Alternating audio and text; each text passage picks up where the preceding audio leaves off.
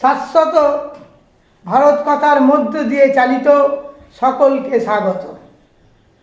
মনের কথা এই সময় বিষয়, এর আগেও বিষয়গুলো বলেছি। এটা পঞ্চম পর্ব চলছে, মৃত্যু ও পরলোক ও পুনর্জন্ম। চতুর্থ পর্ব হয়ে গেছে, পঞ্চম চলছে। মনে করি আমরা ঋগ্বেদ সব কিছু বলেছি। মানুষ কি নিত্যজাত, অর্থাৎ সর্বদা। এই শ্লোকের ভাষা শ্রীমৎ শঙ্করাচার্য বলেছেন যে যদি তুমি মনে করো যে মানুষ সর্বদাই জাত, তবে তার জন্ম সম্বন্ধে প্রশ্ন হয় না। কিন্তু মানুষ জন্মগ্রহণ করলে তার জন্ম সম্বন্ধে প্রশ্ন উঠতে পারে যে কোথা হতে তার জন্ম হলো। যার জন্ম আছে তার মৃত্যু অবশ্যই আছে, এটা আমরা অনেকেই জানি। এতে সহজেই বোঝা যায় যে সাধারণত মৃত্যুর পরে তাকে আর জন্মগ্রহণ করতে হয়। তা না হলে কৃতনাশ ও অকৃত অভাগ্যম নামক দুটি শ্লোকের উন্নত হয়। কৃতনাশ কর্মর দ্বারা হয়ে তাকে ফলের নাশ, অর্থাৎ কৃতকর্মের ফল না পাওয়া। এর ফলশ্রুতি হলো যে প্রত্যেক কর্মেরই যে একটা না একটা ফল আছে, এটা অস্বীকার করা। কর্মের ফল ভোগ করতে হবে। কেউ ছেড়ে কথা বলে না, কর্মফল আমাদের ভোগ করতে হবে। তাই তো আবার বলি, যারা ক্ষমতায় ক্ষমতাবান, ক্ষমতা পাগল, ম্যাট পাওয়ার, পঞ্চায়েত থেকে শুরু করে পঞ্চায়েত জনপ্রতিনিধি তারা হচ্ছে না। জনপ্রতি তৈরি হন, তোমরা হচ্ছে দলপ্রতিনিধি। জনগণের দ্বারা তোমরা নির্বাচিত। জনগণকে মনে পড়ে না খালি পাইয়ে দেওয়া হচ্ছ, কর্ম দাও। সুকর্ম সংস্থান গড়ে তুলুন, বেকার সমস্যা মেটান। ভারতবর্ষের যা লোকসংখ্যা, সোনার দেশ, সোনার ফসল পড়বে। 2 ঘন্টা থেকে 4 ঘন্টা শারীরিক পরিশ্রম করতে হবে। কারা করবে? বৃদ্ধ নয়, আপ টু 20, 22, 25 বছর বয়স থেকে 40 থেকে 50 বছর বয়স পর্যন্ত তারা পরিশ্রম করবে। তারপর তারা স্কুলে মাস্টারি করবে, বিদ্যালয়ে শিক্ষকতা করবে। লজ্জা করে না? তোমরা মানুষ না পশু? পশুদেরও বোধ শক্তি আছে। বৃদ্ধ বাম্মাকে কাজ করবে ফসলে। রবি ঠাকুর তো বলেছে, যারা চাষ করে পাহাড় ভাঙে তারাই তো ভগবান। চাষবাস করলে খাবে কি? নিজের খাদ্য উৎপাদন করতে হবে, পরিশ্রম করতে হবে। 75 বছর বয়সে আমি পরিবারক স্বামী রেখে যাবেন আমার এই আশ্রমে, মাটি কাটি।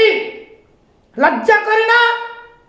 কলম পেশা চাকরি, কেরানি, অফিসার, ডিরেক্টর, 1 লাখ টাকা করে 1.5 লাখ টাকা করে সরকারি কর্মচারী কিচ্ছু কাজ করে না। ফাঁকিবাজ 1 নম্বর। এটা স্বর্গ উঠবে। দেশের সেবক। প্রত্যেক মানুষকে কাজ করতে হবে। মরণকে জয় করুন, মৃত্যুকে জয় করুন। আমরা যদি মনে মনে জপ করি যে মরণ, ওই মরণ জপ করে আমাদের দস্যু রত্নাকর মুনি হয়েছিলেন, বাল্মীকি মুনি, সেটা আমরা ভুলে গেছি না? মরণ জপ করুন, হরে কৃষ্ণ নয়, তিলক কাটে গলায় মালা নয়। মরণ জপ করুন বারবার মন থেকে। কোনো মানুষ যদি মনে করে যে আমার মরণ আছে, আমার কি আছে, কেন খুন খারাপি, চুরি ডাকাতি, দেশের তছরূপ করব, দেশের জনগণের টাকা, সরকারের টাকা মানে জনকালকালের নোট ছাপিয়ে যাচ্ছে। আমি যদি রাজ্যের মুখ্যমন্ত্রী, প্রধানমন্ত্রী, রাষ্ট্রপতি, রাজ্যপালকে বলি কাগজের টাকাগুলো, কয়েনগুলো চিবাবেন, কেন ফসল ফলছে না, কেন কৃষি জমি ধ্বংস হয়ে যাচ্ছে, কলকারখানা ভোগবাজি চলছে, ত্যাগবাদী, ভারতবর্ষ ত্যাগের দেশ। মরণকে জপ করুন। মানুষের প্রত্যেক জন্মই যদি নতুন জন্ম হয়, তবে জীবের কৃতকর্মের ফল ভোগ করতেই হবে আমাকে।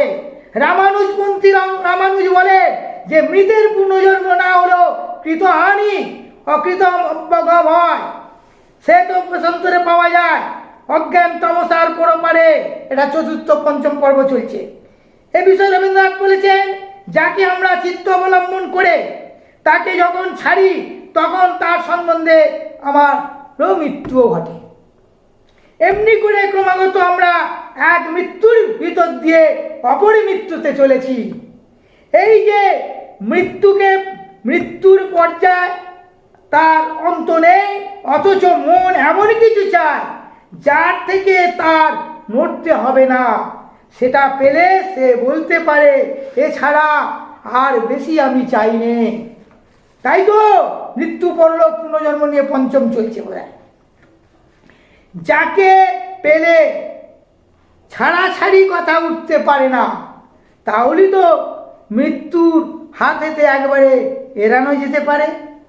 রবীন্দ্রনাথ ঠাকুর শান্তিনিকেতন থেকে এটা বলেছে।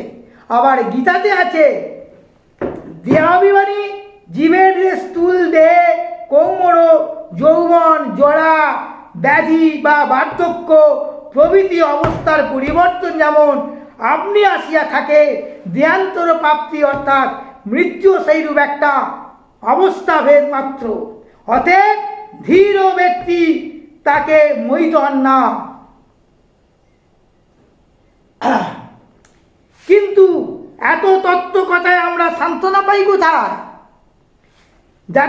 যাকে হারালাম তাকে তো আর কোনোদিন আমরা পাবো না, এটা মাত্র বুঝিতে পারলাম। যাতে কেন্দ্র করে জীবনের সুখ, স্বাচ্ছন্দ্য, স্বাদ, আহ্লাদ, কত স্বপ্ন আমরা রচনা করেছি, তাকে হারিয়ে জীবনও শূন্য হয়ে গেল। সেই শূন্যতার পূর্ণ করবার উপায় আমাদের কে বলে দেবে? জানতে হবে।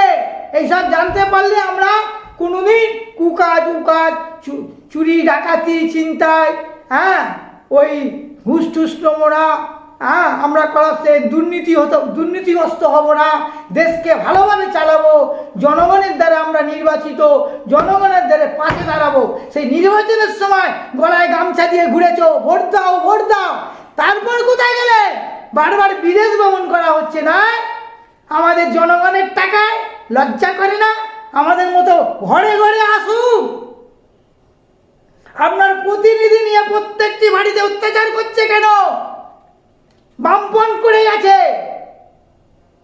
জ্যোতি বসু বুদ্ধদেবের লোক, মমতা ব্যানার্জির লোক ঘরে ঘরে লুটপাট করেছে, ঘর বাড়ি ভেঙেছে, টাকা পয়সা নিয়েছে। আবার যদি বিজেপি করে, আর সীমা নেই, এর 5 বছরের জন্য, এরপরেই চলে যাবে। জনগণ নামিয়েছে, তুলেছে, আবার তারাই ফেলে দেবে। সতর্ক হন শুভেন্দু অধিকারী, তার চেয়ে বয়সে বড়, 75 পেরিয়ে গেছে। দেশকে ভালোবাসুন। দেশকে ভালোবাসা মানে এই নয়, পাইয়ে দেওয়া নয়। তাদের সর্বনাশ করছো, জনগণের সর্বনাশ করছো বিনা পয়সায় আসে, বিনা পয়সায় খাবার। একই কথা। কেউ বুঝুন, এই জন্মে মন্ত্রী হয়েছে, মুখ্যমন্ত্রী, রাষ্ট্রপতি বা প্রধানমন্ত্রী হতে পারো, কিন্তু ভগবানের কাছে নয়, ঈশ্বরের কাছে নয়। ঈশ্বর বলে, আপনি তো সনাতনী ধর্মী, খোল করতাল নিয়ে হরিনাম করছে। হরিনাম কিছু বোঝেন? মানুষের পাশে দাঁড়ান। শ্রীচৈতন্য মহাপ্রভুকে জানান, তিনি কি করেছে। অভিনয় টিভি সিরিয়ালে হয়ে গেছে যিশু সেনগুপ্ত। তিনি দিনের বেলা সমাজ সেবা করেছেন, রাতের বেলা সাধন ভোজন করেছেন। শ্রীচৈতন্য মহাপ্রভু, তাকে হত্যা করা হয়েছে। নেতাজি হত্যা হয়ে গেছে। নেতাজি নিয়ে মতলব, নেতাজি সুভাষ বোস লজ্জা করে না? যারা সব বিবেকানন্দের নামে অপপ্রচার চালাচ্ছে, নেতাজির নামে অপপ্রচার চালাচ্ছে, লজ্জা থাকা দরকার সরব। ভাগ্যক্রমে আপনি মুখ্যমন্ত্রী হয়েছেন। আগামী জন্ম মৃত্যু বিবাহ, জন্মান্তরবাদ যদি মরে, হিন্দু আগামী জন্মে মানুষ হবে না, কীটাণু কীট হবে, গুয়ের পোকা হবে। যারা জনপ্রতিনিধি হয়ে জনগণের দ্বারা দাঁড়াচ্ছে না, পাইয়ে দেওয়ার রাজনীতি হচ্ছে। জনগণকে ভিখারি বানিয়েছে। কর্মদিন, কর্ম অলস মস্তিষ্ক শয়তানের কারখানা। যতদিন না মানুষকে কর্ম না দেবে, ততদিন ওই ধর্ষণ হবে, নারী ধর্ষণ হবেই হবে। আমি মা বোনেদের বলি, কোমরে বেঁধে লাগুন, কাজ চাই আমাদের বাবাদের, দাদাদের, স্বামীদের, কাজ চাই। কর্মসংস্থান করে তুলুন এই বাংলার মাটি, শিল্প করে তুলুন, কৃষি জমি ফলন করুন। মাংসর কারখানা হচ্ছে, মাংস খেয়ে থাকবে, চাষবাস করুন। জয় গুরু, জয় ভারত।